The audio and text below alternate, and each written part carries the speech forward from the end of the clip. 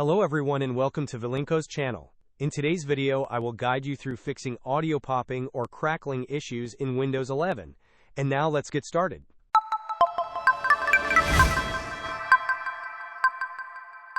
First, let us address potential software-related causes. If you are using applications like VLC and are exceeding the volume beyond 100%, this can lead to audio distortion. It is advisable to keep your volume at a maximum of 100% within these applications to avoid this. A common software fix involves disabling audio enhancements. To do this, right-click on the Start button, then select Settings from the menu that appears.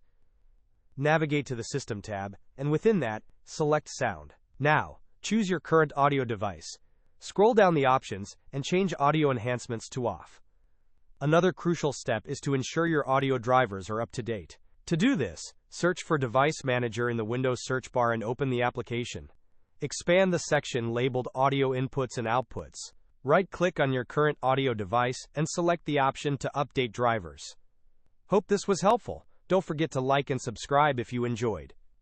As always, thanks for watching and I will see you in the next video.